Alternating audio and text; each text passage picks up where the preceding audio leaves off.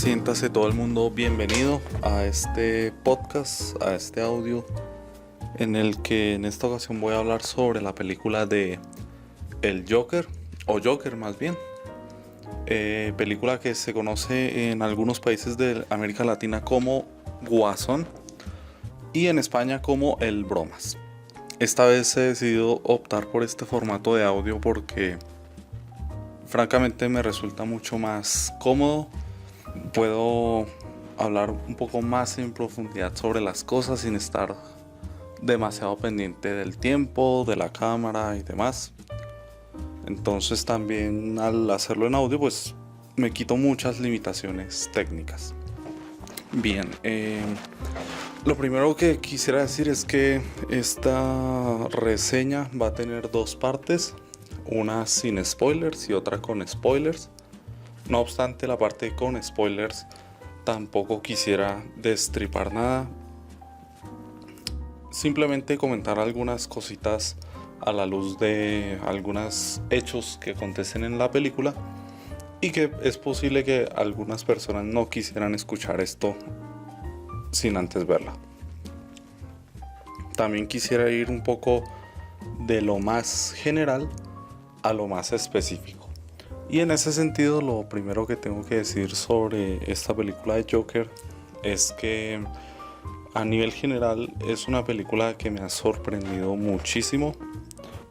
Y cuando digo muchísimo, me refiero a muchísimo en mayúsculas. Porque es una película que, aunque iba al cine con unas altas expectativas, las ha superado por completo. He de decir que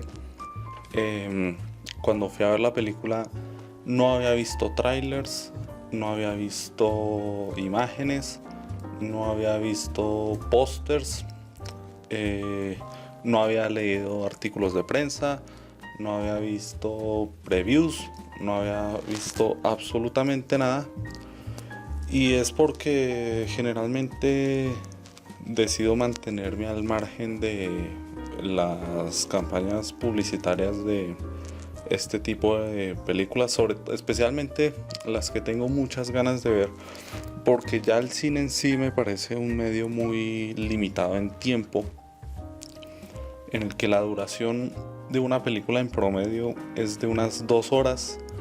Se puede extender un poco más, hay algunas que llegan a las 3 horas, pero son casos muy excepcionales, especialmente en el cine más comercial. Y está claro que 2 horas dan para lo que dan. En 2 horas tienes que desarrollar 3 actos, tienes que presentar personajes, tienes que desarrollarlos, tiene que haber una sensación de continuidad, de paso del tiempo, tiene que haber un clímax, tiene que haber un desarrollo de conflictos, y 2 horas para hacer todo eso pues es muy poquito tiempo. Por lo tanto, cualquier tipo de experiencia previa que yo tenga con la película me va a quitar minutos. Un tráiler de 2, 3, 4 minutos son segundos que cuentan y que no quisiera perderme. Por eso fui a la película sin tener mucho conocimiento sobre lo que iba a ver, pero sabiendo que el personaje del Joker es un personaje que siempre tiene un tratamiento muy especial en el cine. Es además un personaje que es muy querido por la gente, y en vista de eso era bastante esperable que fuesen a hacer un producto de una gran calidad. Aparte que digamos, lo único que sabía era que iba a ser interpretado por Joaquín Phoenix, que me parece un grandísimo actor, un actor que siempre se mueve mucho entre el cine independiente y el cine comercial, y que no es muy selectivo con los papeles que escoge. De manera que, aunque no sabía mucho, sí tenía unas altas expectativas. Lo que yo no me esperaba es que la película me fuera a sorprender de tal manera. Y la sorpresa viene básicamente por su enfoque. No es una película a la que estamos acostumbrados en este género. Y cuando hablo de este género me refiero al género de las películas que son adaptadas de cómics, que es un cine que se ha denominado como cine de entretenimiento y que es un cine más bien ligero. Pero esta película ya desde el principio se desmarca completamente de eso. Es una película que ha sido clasificada como R, es decir, restringida y para mayores de 18 años, en mi país para mayores de 15 años. Y eso ya dice mucho de cómo es la película. Tengo que decir que al ver esta clasificación, lo que yo pensaba inicialmente es que iba a ser una película violenta y que de ahí que fuese clasificada como R. Pero tras ver esta película, la conclusión a la que he llegado es que ha sido clasificada así no tanto por su violencia, que aunque es muy violenta, no es una violencia demasiado gráfica, no es una violencia visceral ni demasiado explícita. Ha sido clasificada R porque es una película para gente adulta. Y cuando hablo de gente adulta me refiero más bien como a gente madura. No es una película ligera en el sentido en que se vaya a ver por mero entretenimiento, sino que es una película que constantemente está desafiando al espectador, está desafiando constantemente sus conocimientos sobre cine y está desafiando especialmente su madurez y la madurez con la que se mira este tipo de películas. Es una película que compite más en la liga de otras películas como Taxi Driver, como El Padrino, como There Will Be Blood, que creo que aquí se llamó Pozos de Ambición. Es ese tipo de cine, es un tipo de cine que, aunque es muy comercial y cuenta con unos valores de producción bastante altos, es un cine que tiende a ser más cine de culto. El Renacido, Birdman.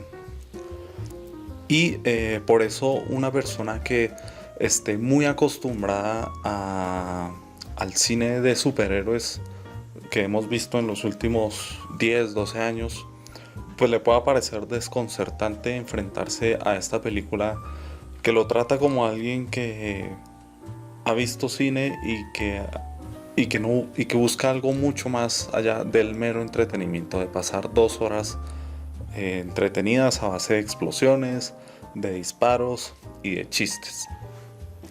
Y a propósito de los chistes, es algo muy curioso porque a pesar de que esta es una película que se llama Joker, que por su traducción sería algo así como el que bromea o el bromas, la película es de todo menos una broma. El tono de la película es muy oscuro, es muy crudo. La película transmite un pesimismo y una amargura constante. Es una película en la que de lo mejor que hace es meternos en la mente del personaje que va a explorar. Y es una mente sumamente retorcida, oscura, impredecible, en la que no se sabe a ciencia cierta qué es real, qué es imaginario, en la que en todo momento hay una duda sobre la moralidad de los actos y de los hechos. Y eso la película lo transmite perfectamente, porque ver esta película del Joker en cada imagen es como ver una parte del pensamiento de su personaje. Entonces ya desde ahí tenemos una película que a través de sus imágenes y de su tono comunica mucho. Y está cargada de muchísimos detalles visuales, de narración visual, que por ahí no son advertidos por todo el mundo. Uno está viendo la película y la película a partir de un fotograma te cuenta toda una historia. No necesita de una exposición demasiado directa, no necesita de ser explícita en cuanto a lo que quiere narrar, sino que trabaja muy bien la sutileza. Y esa sutileza hace que la película sea pesada, sea lenta y no sea apta para todo el mundo. No me extrañaría que alguien que quisiera ver una película de acción o entretenimiento se pudiese sentir decepcionado con esta película del Joker. Pero es precisamente eso lo que pretende. La película pretende desafiarte, la película pretende cuestionarte, la película pretende incomodarte. Es una película que por momentos se hace muy incómoda de ver. Es una película en la que por el tratamiento tan exquisito que hace de su personaje, por momentos resultaría muy fácil identificarse con lo que le está pasando. Resultaría muy fácil ponerse en su lugar y justificar todo aquello que está haciendo. Entonces es una película que de alguna manera mueve el tapete del espectador. Y eso es algo que solamente está al alcance de los grandes directores, porque para hacer eso hay que tener una sensibilidad muy especial. La película consigue hacer esto a través de una fotografía excelsa. Es una de las mejores fotografías que yo he visto en el cine, porque es una fotografía que en todo momento, a través de la utilización del color, de la disposición de los elementos en pantalla, y del encuadre, cuenta muchas cosas. Tiene una armonía tal que, a pesar de la oscuridad, es muy fácil perderse en una imagen, en un plano, en una expresión. Todo cuanto la fotografía puede hacer para potenciar las emociones que quiere transmitir y para acentuar la interpretación de sus actores, lo hace de una manera brillante. Es de esas películas en las que tú puedes parar, tú puedes darle al botón pausa en cualquier momento y seguro que te sale una imagen para un póster. Así de minucioso ha sido el trabajo en fotografía de esta película. Por supuesto, también la banda sonora ha hecho un trabajo fenomenal. Es una banda sonora que yo diría que es minimalista, en el sentido en que no necesita de demasiada estruendosidad para brillar. Es una banda sonora que por ahí, si se escucha por separado, no dice demasiado, pero que en el contexto de la película y acompañando a las imágenes cobra mucha fuerza y hace que las imágenes a las que está acompañando también cobren mucha fuerza. Y eso es lo más importante en una banda sonora. Me encanta sobre todo la elección de las canciones que han hecho, y me encanta sobre todo esos sonidos de cuerda que acentúan mucho el drama y que incluso por momentos llegan a producir una sensación de sobrecogimiento y terror en la película. Definitivamente esta película con otra banda sonora probablemente no hubiese funcionado igual, y eso es un grandísimo mérito. Es como si todo en esta cinta se hubiera juntado: una sensibilidad exquisita por parte del director, por parte del director de fotografía, por parte de la compositora y por parte de los actores. Y aquí quisiera detenerme un segundo. Quisiera detenerme un segundo para hablar de Joaquín Phoenix, que es un actor que, como ya he dicho anteriormente, siempre me ha parecido muy bueno, muy versátil, pero yo creo que en esta película lleva un paso más allá sus dotes interpretativas. Es muy fácil identificar en su interpretación una serie de rasgos, sobre todo en micro rasgos. Son acciones muy pequeñas, son detallitos que comunican muchísimo. Por ejemplo, y sin hacer spoilers, en la risa, sabiendo todos que la risa es una característica muy importante del personaje, la risa tiene unos matices que, dependiendo del momento, es acompañada por ciertos gestos de dolor, de angustia o de alegría genuina que comunican mucho sobre el estado en el que se encuentra el personaje. No es igual la risa del principio que la risa del final, por ejemplo. Y no quiero hacer spoilers. No es igual la risa en un momento de angustia y desesperación que en un momento de confianza, a pesar de que es la risa. La risa es, digamos, algo universal, pero Joaquín Phoenix se ha encargado de darle a la risa una serie de tonalidades y sobre todo de matices con gestos que la acompañan, que hacen de la risa una forma de saber, una forma de ver el paso del tiempo y del desarrollo en este personaje. Y la risa es solamente un ejemplo. El personaje está cargado de matices, de microacciones que hacen de una interpretación algo extraordinario. Realmente, pues yo no sé qué tanto se le va a valorar de cara a la academia, a los Oscars, y tampoco he visto otras películas de este año, pero sin duda sería muy merecedor este actor. Hizo una interpretación fascinante, una interpretación gloriosa. La interpretación pues acompaña al resto de lo que he dicho anteriormente en la película. Si alguien por ahí espera ver a un Joker más psicópata y desquiciado, por ahí se va a decepcionar, porque la película lo que quiere es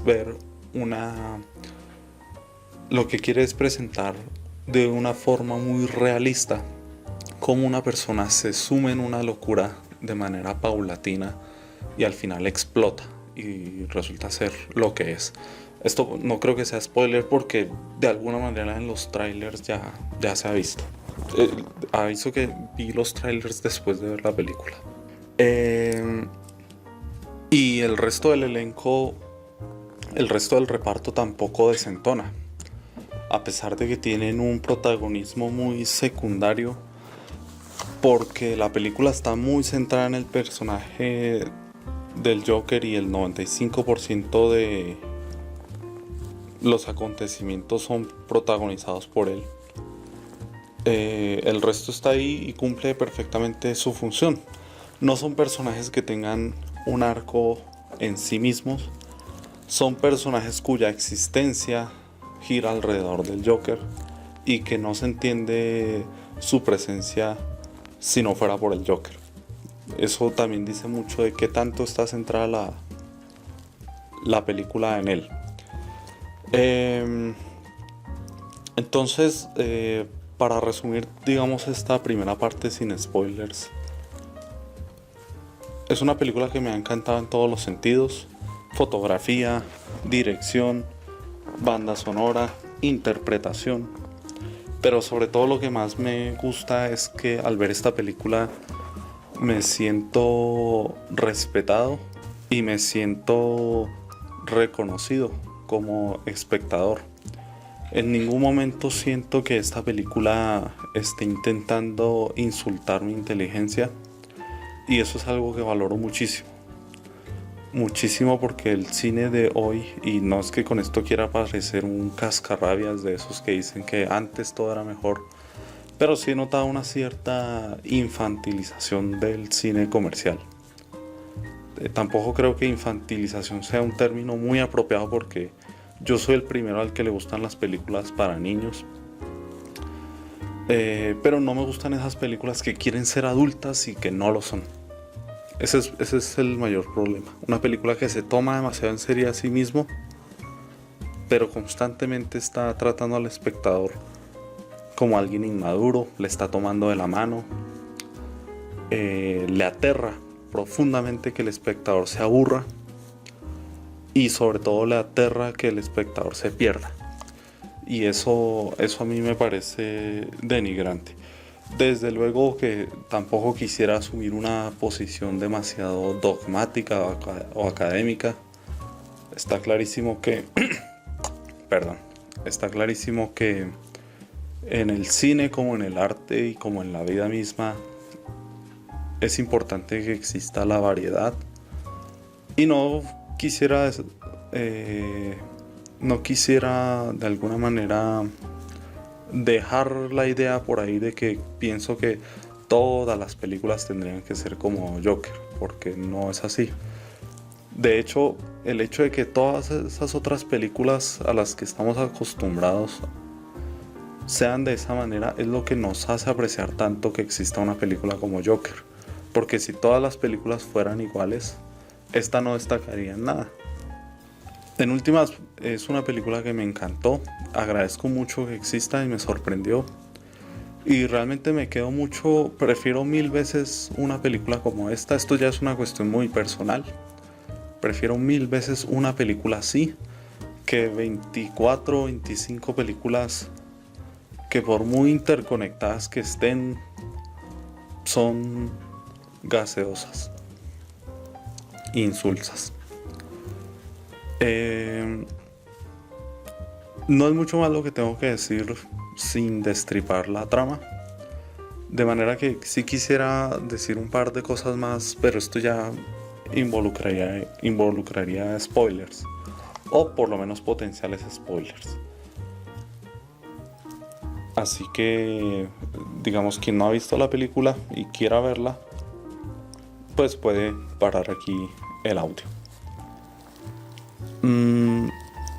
Algo que me llamó mucho la atención de esta película del Joker es ver el cómo desarrolla, ver el cómo muestra el crecimiento de la locura de una manera tan creíble, pero de una manera sobre todo tan inteligente. Porque no es solamente la suma de una serie de sucesos catastróficos lo que llevan al personaje de Arthur Fleck a convertirse en Joker y a desatar esta locura.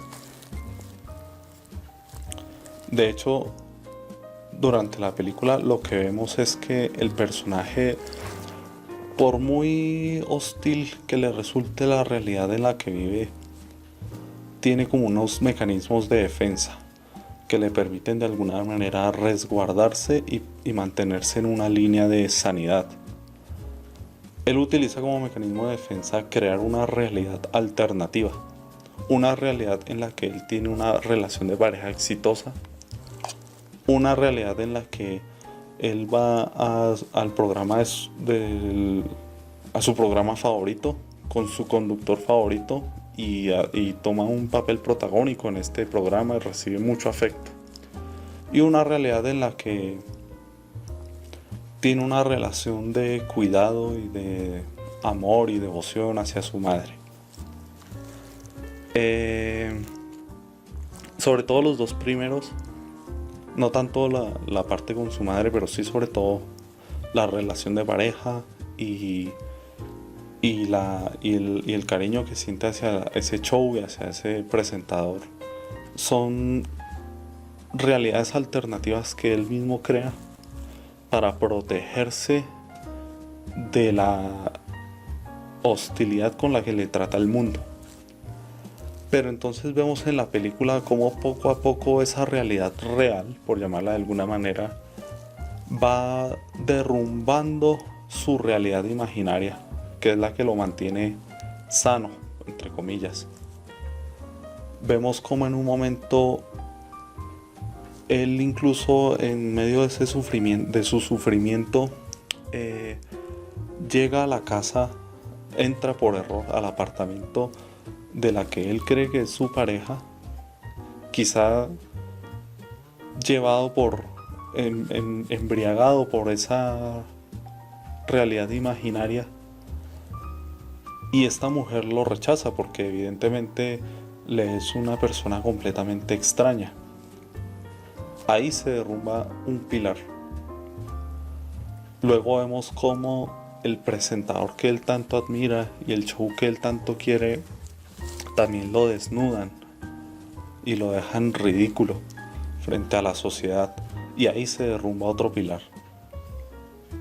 Y luego vemos como, bueno, no sé si luego, porque digamos la línea temporal no, ahora mismo no la tengo demasiado clara. Lo expongo así simplemente para que quede más claro, pero no quiere decir que haya sucedido precisamente en ese orden.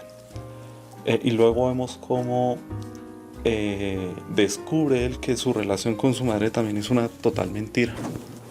A pesar de que él no se haya hecho una alucinación, no haya construido una realidad imaginaria, sí descubre que esa relación que él tenía con su madre estaba basada en las mentiras. Y ahí se derrumba su tercer pilar. Y entonces ya queda completamente desprotegido. Ya la realidad real, implacable y hostil, lo atropella con toda la fuerza. Y ya él no tiene mecanismos para luchar contra eso. Y ahí es cuando se rebela contra el mundo, desata su locura y crea el personaje del Joker. Entonces es una manera increíble de retratarlo. Pero es que además la narración está llena de detalles. Me gusta mucho en la parte, digamos, hay un evento en particular que marca como un antes y un después en su vida, y es en la escena del metro. Cuando él se está riendo y llegan tres personajes que trabajan en la corporación Wayne, se burlan de su risa y lo golpean, y él ya tiene un arma allí y le dispara a uno, lo mata, los otros dos salen corriendo, y antes de que el otro pueda pasar al siguiente vagón, le dispara y lo hiere de muerte. A estos dos sujetos, al primero especialmente podría decirse que lo asesina en defensa propia.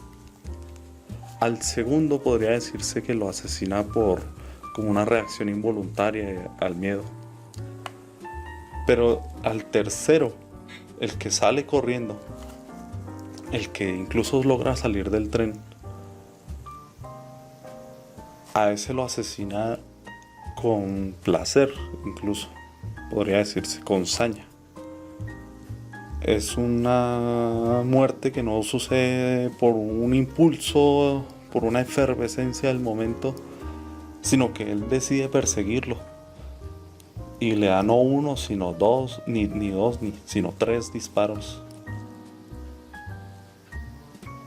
Entonces ahí ya se ve una progresión, un cambio en él.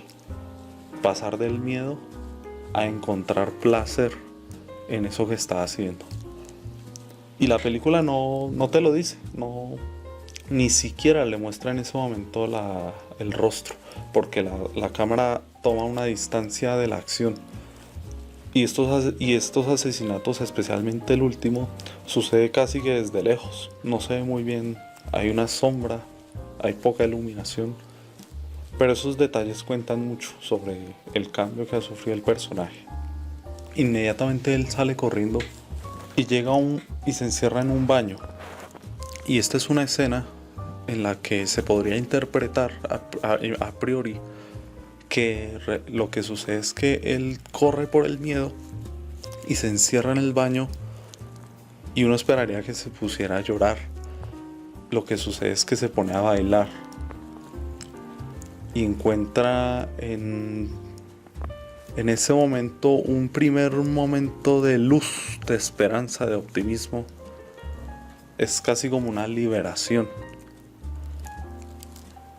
Es casi como cuando los psicópatas tienen una reacción casi orgásmica con la violencia. Él lo manifiesta a través del baile, pero evidentemente tiene una connotación muy sexual eso. Y Y el hecho de que se ponga a bailar y que muestre esa liberación es también una forma de contar sin contar, sino mostrando. Todo a través del lenguaje corporal, todo a través de la sutileza y todo especialmente a través de la imagen.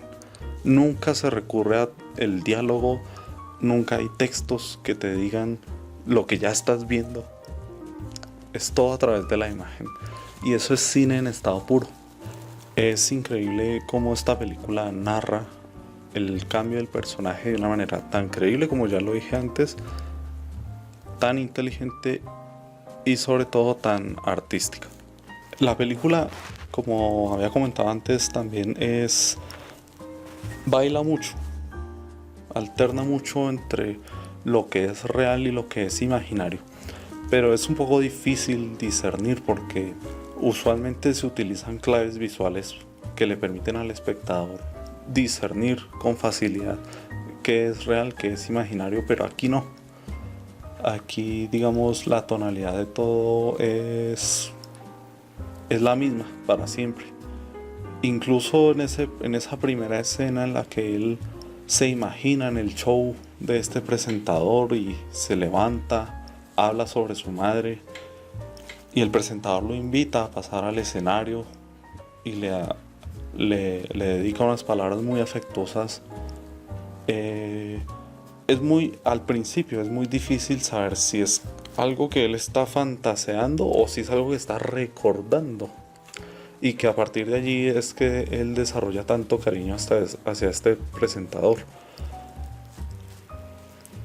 Y esa ambigüedad de que no es tan claro qué es lo real y qué es lo imaginario, hace que haya muchas cosas en la película que no sean tan claras de cara sobre todo al final, porque en el final es cuando más se siembra la duda en el espectador de si lo que sucede en realidad es real, es imaginario, qué hay de esto que sea verdad, qué hay de esto que no es verdad. Las líneas temporales son un poco raras. Hay momentos en la película que rayan con lo inverosímil, que parecen situaciones forzadas y que no tendrían lugar en la vida real, en la vida que todos conocemos. El movimiento de payasos es algo que crece así casi de la nada. Es posible, tal vez, que este personaje de Arthur Fleck también haya creado en parte algo de eso, de esa rebelión de los payasos para sentir reconocimiento, para protegerse del mundo, porque es allí cuando realmente se siente apreciado, se siente con propósito. Y no se sabe muy bien qué tan real es eso. Es todo muy inverosímil, y es también era un poco lo que decía antes de la película. Hace un excelente trabajo metiéndonos en la mente del personaje, porque hay cosas que son tan forzadas y tan insólitas que uno duda mucho de qué tan cuerdo y qué tan racional es lo que está sucediendo. Cuesta a veces creerlo. Y eso, no sé, eso último, hasta qué punto sea intencional o simplemente es algo que la rebelión de los payasos y todo lo que sucede frente a ese movimiento sea algo simplemente funcional, algo para que conduce a un clímax, o no. Eso es algo que tendría que ver mejor con una revisión de la película. Realmente esta es una película que me estoy pensando seriamente volver a verla, no una, sino tal vez 2 veces, porque tiene tantos detalles, tiene tanto valor, que para analizarla en profundidad hay que verla varias veces. Pero en últimas, y como dije antes, es una película que me encantó. No puedo decir nada malo de ella, al menos no se me ocurre en principio. y solamente agradezco que exista. Ojalá, ojalá que haya una aproximación similar hacia Batman y que DC tome esta película como un punto de partida para desarrollar un universo que no tiene que estar interconectado, que puede ser películas completamente independientes, pero con este tratamiento tan auténtico, tan único, tan despreocupado de los fans de los cómics, que reivindica muchísimo el medio para contar esta historia y que eleva el género a otros niveles, porque esto ya no es una película de superhéroes, no es una película hecha para gente que le gusten los superhéroes o el cine de superhéroes, sino es una película hecha para gente que le gusta el cine en general. Esperemos a ver qué sucede con el futurible de Batman. Hace poco vi que Paul Dano iba a ser el Riddle, también conocido en América Latina como el Acertijo o también conocido en España como el Dudas. Entonces vamos a ver qué sucede. Maravillosa película, de verdad que la recomiendo mucho y me encantó. Muchísimas gracias por haber escuchado esto. Espero que no haya resultado demasiado lioso. A veces cuesta un poco hilvanar ideas y encontrar las palabras, pero muchísimas gracias por haber dedicado el tiempo para escuchar esto. Así que quizás nos veremos en una próxima ocasión.